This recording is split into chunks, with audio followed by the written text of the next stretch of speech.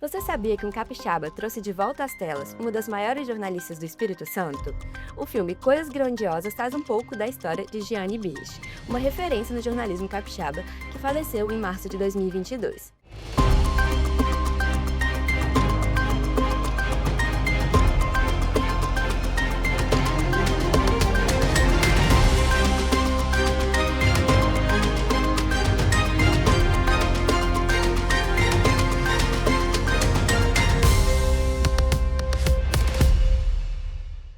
Para falar um pouco mais sobre esse projeto e sobre a sua trajetória, recebemos hoje o cineasta capixaba Cidenberg Rodrigues. Seja muito bem-vinda. Obrigado, Letícia.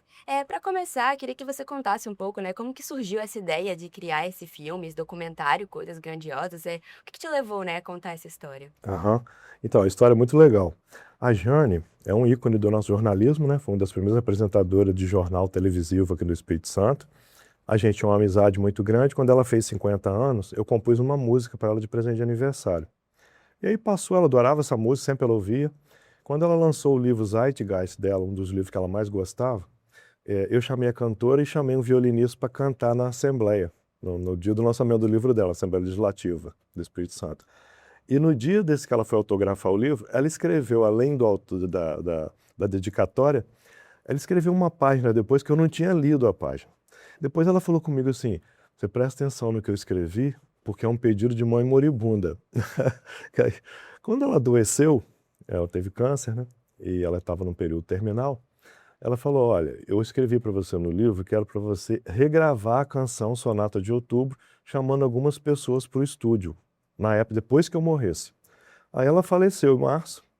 Quando chegou abril, maio, eu decidi ir para o estúdio. Só que a gente estava no período pós-pandêmico, não podia ir muita gente no estúdio. E eu não sabia direito quem eu ia chamar para essa lista, eu não sabia onde ela tinha feito a lista.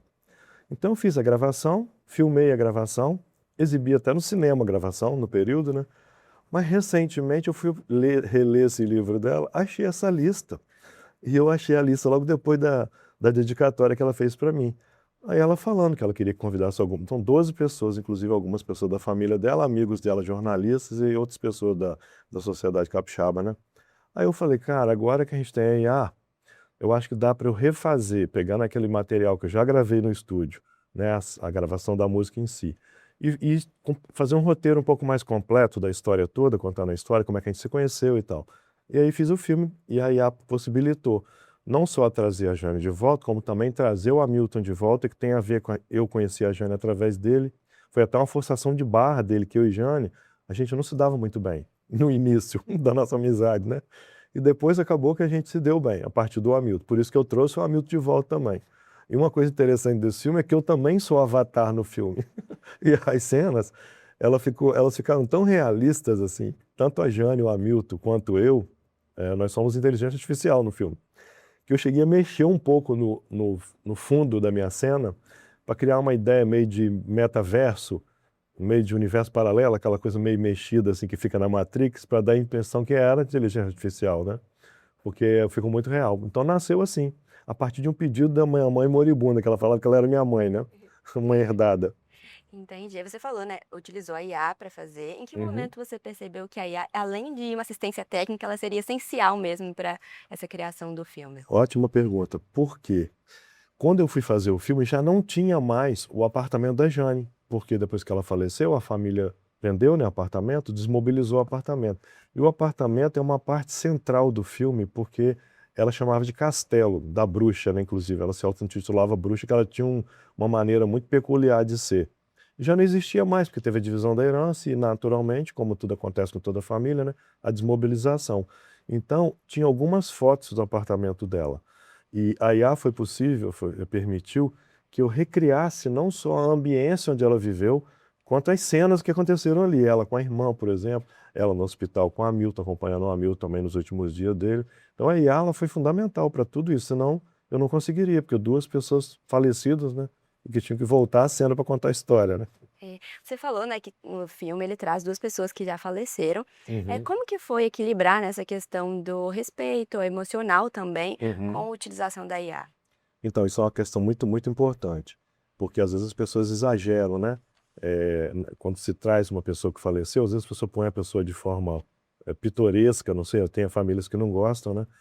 O importante é que é um documentário, é um documentário híbrido com drama narrado. Então é um filme sério. Aí tem documentos, tem atestado de óbito, eu boto tudo no filme para as pessoas verem que é tudo real. O filme é baseado em história real. Inclusive a minha parte do filme, que vai assustar um pouco quem assistir, porque as pessoas não sabem do meu histórico, inclusive mental, é tudo muito real. Então, quando a gente está contando uma história real e naturalmente com autorização da família, que sabe da minha relação afetiva com ela, inclusive eu fiquei muito assim feliz como cineasta quando eu mostrei a primeira versão da cena da Jane com a irmã, e a irmã dela está viva, a irmã dela não é digital, naturalmente, né? A irmã dela é real. Quando ela viu a cena com a Jane, ela se emocionou e falou: Cara, isso não existe diferença do mundo real para o mundo. Isso é uma revolução no cinema, porque é a minha irmã, do jeito dela ser, do jeito dela rir, o jeito dela me tocar. Então eu copiei os gestos da Jane para a Miriam poder se sentir bem assim. Então isso para mim foi assim, um atestado de que eticamente o filme estava aprovado. Entendeu? Entendi. Sobre essa questão ética, existe, né, um debate também sobre até onde vai, né, esse limite ético de usar a inteligência artificial. Como que você enxerga esse cenário dentro da arte e do cinema?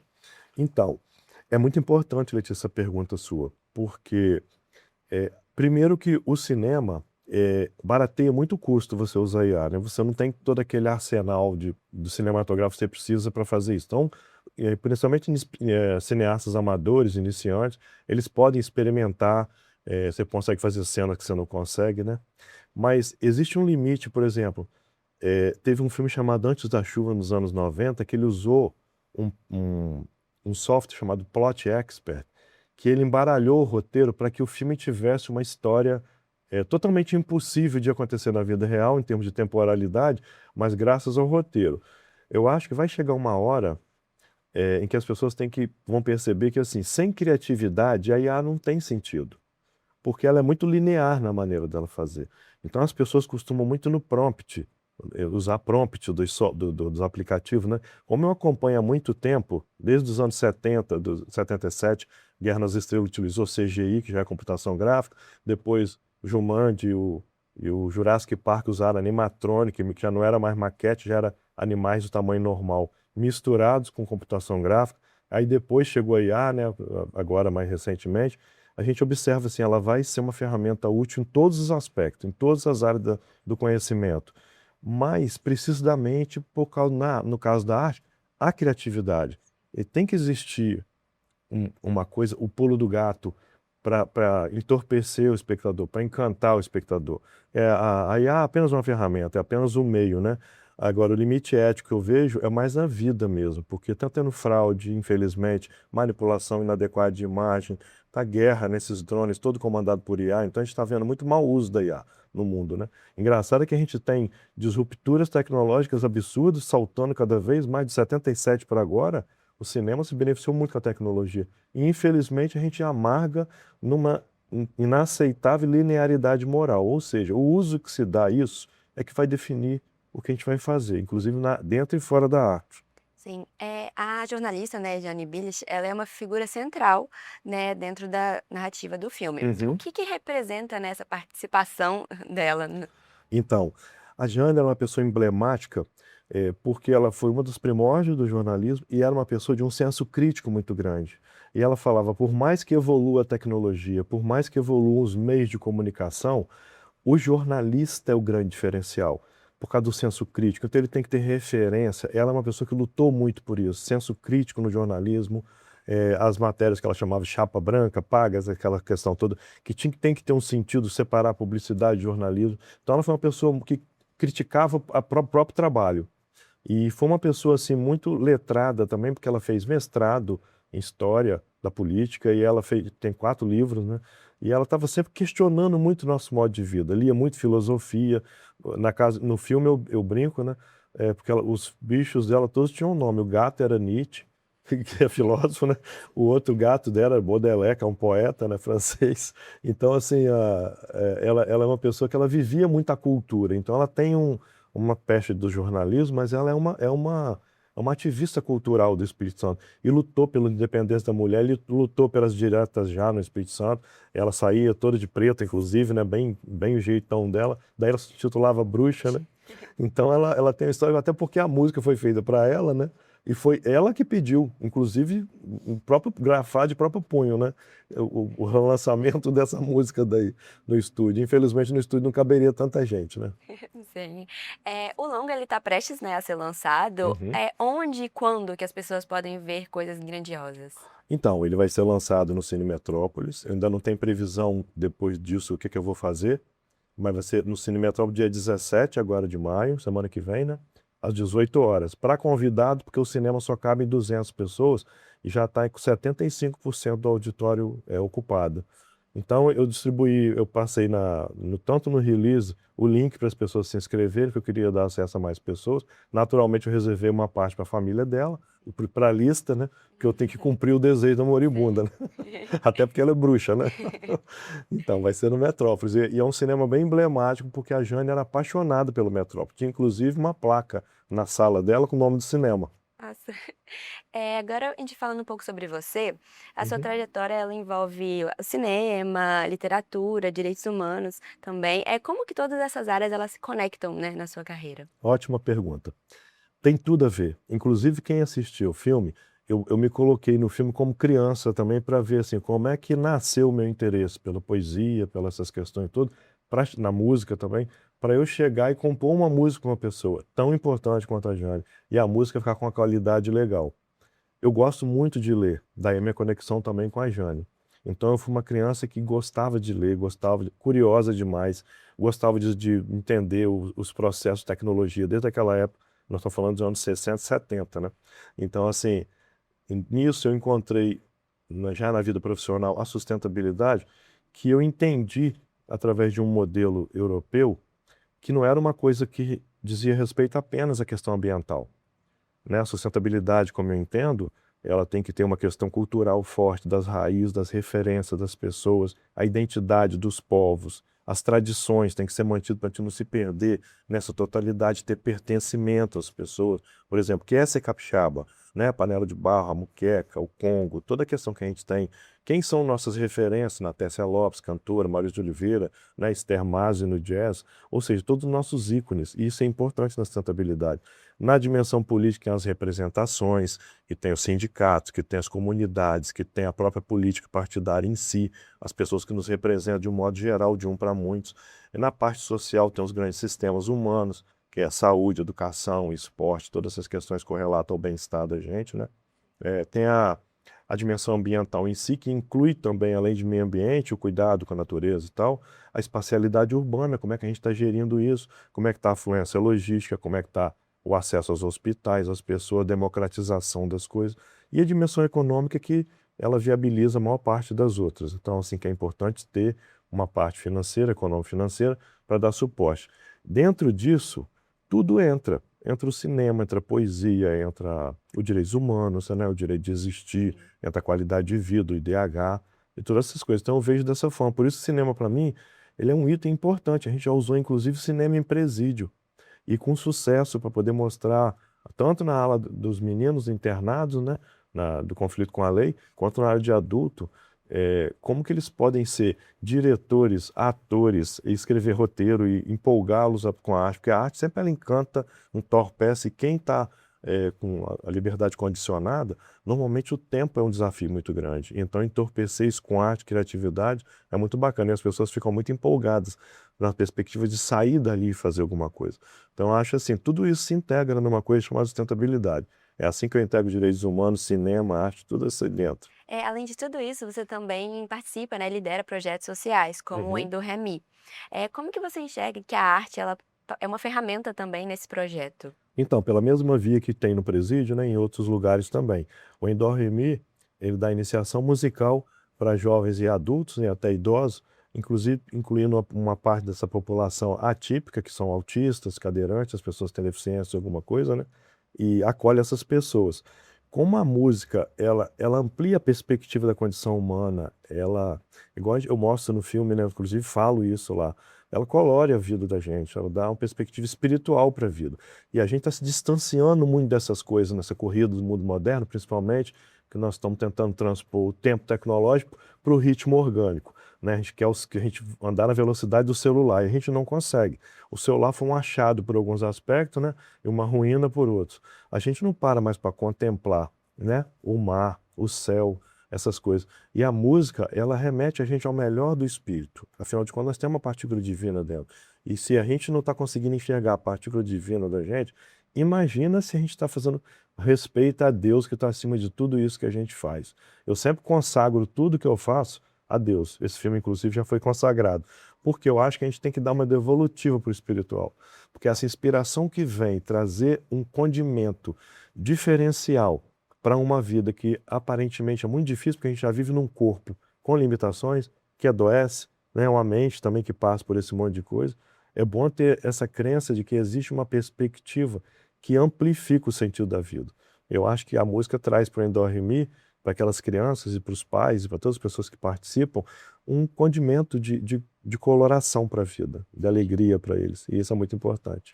Falando agora um pouco sobre a questão da produção, né, audiovisual aqui no estado, ainda cercado por diversos desafios. Uhum. Como que você enxerga, né, essa área aqui no estado? Quais desafios ainda tem? O que que já melhorou? Excelente pergunta.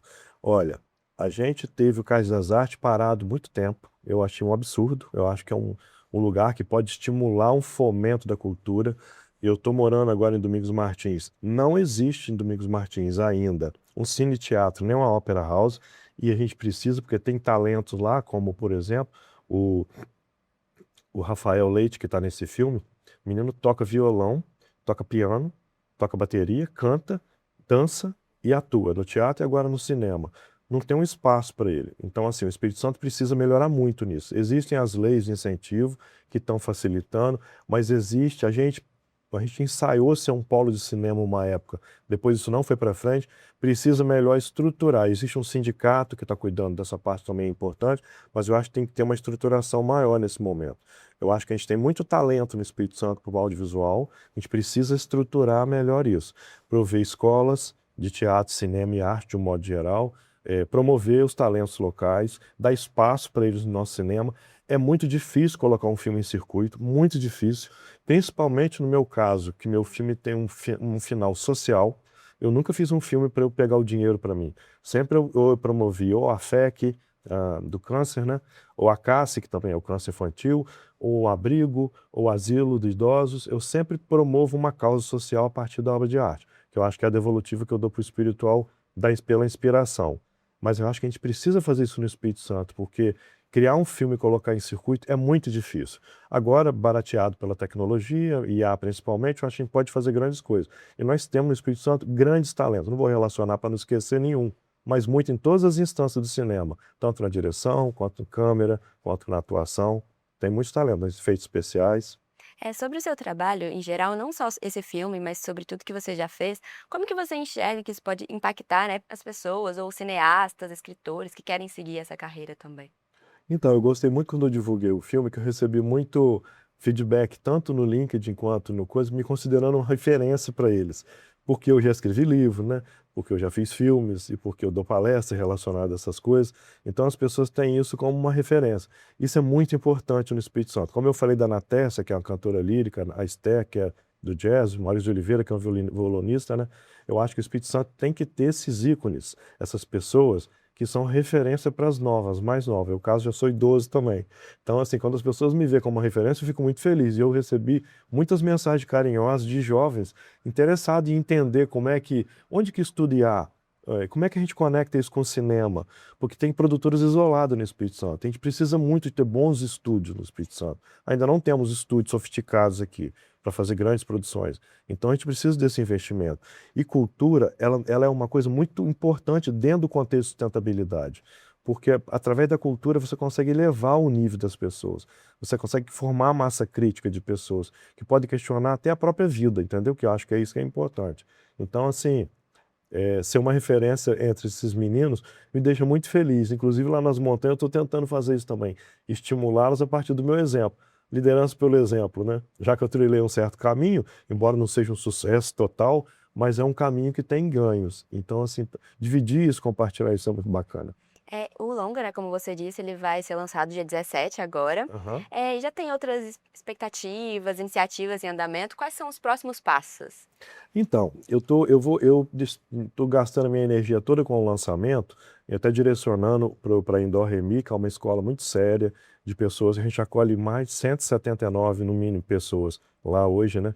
A gente não pode deixar morrer, porque tiramos os meninos da rua, trazemos para o palco, estamos fazendo a iniciação. Já tem o teatro agora que começou também, tem o teatro junto com a música. Então já tem violão, flauta doce, piano, canto. Então nós já temos, então estamos diversificando. E depois disso, eu vou ver como é que a gente faz para eu vou tentar democratizar. Eu conheci recentemente o Magno, que é um rapaz que fez um software, um aplicativo, para disponibilizar o cinema em plataformas diversas, inclusive para democratizar o cinema. Eu vou me inteirar melhor com ele, até ele foi me apresentado por aquela jornalista chamada Ivana Esteves, que eu gosto muito. E eles me apresentaram esse produto, que eu acho que vai, para a gente conseguir uma sala de projeção e espaço na programação, competindo com grandes produções. Agora uma crítica às grandes produções. Eu não estou aguentando mais ver releitura série de um filme. É o Diabo Veste Prada 1, 2, já vai ter, deve ter o 3 depois. Não existe criatividade para criar filme novo, porque tem que repetir ideias. Tudo bem, grandes ideias têm que ter continuidade, mas assim, tá muito eles estão muito exumando coisas assim, e a criatividade humana ela tem potencial para criar coisas novas. Então eu acho que o Espírito Santo ele entra nisso aí, e a partir de agora eu vou tentar difundir o filme para todas as camadas que eu puder, embora seja um filme adulto, porque ele é existencialista, ele trabalha a questão da loucura da sanidade, até me tomando como ponto de referência por causa do problema que eu tenho, e ele era mais para um público mais adulto, mas ainda assim eu vou tentar chegar aos idosos, ao meu público de interesse, que é a área social. E de quebra a gente mostra para toda a sociedade que tiver interesse de assistir. Para finalizar, o que as pessoas podem esperar, né, ao assistir o filme, documentário Coisas Grandiosas? Eu tenho certeza absoluta que elas vão ficar muito surpresas de me ver internado numa clínica psiquiátrica, porque isso é uma parte do filme. E elas vão ter a chance de ver como a sensibilidade e a amizade são importantes para a vida de uma pessoa. E como que é bonito você ver uma amizade verdadeira, uma trajetória de amizade verdadeira, ao ponto de alguém compor uma música para você e você, na hora de morrer, pedir para regravar essa música. Olha a importância da arte. Então as pessoas vão ser muito impactadas pelo lirismo, pela sensibilidade que está faltando hoje ao mundo. Então as pessoas podem esperar um oásis nesse mundo de correria, de guerra, de sofrimento que a gente está tendo. É um oásis para a gente olhar para o que importa na vida. Eu acho que essa é a melhor mensagem do filme. Sinderberg Rodrigues, novamente, muito obrigada pela sua presença. Obrigado você, Letícia. Um prazer estar aqui. Prazer recebê-lo. E para você que está nos assistindo, quer saber mais sobre essa ou outras informações, é só acessar esbrasil.com.br e nos acompanhar nas redes sociais. Até a próxima!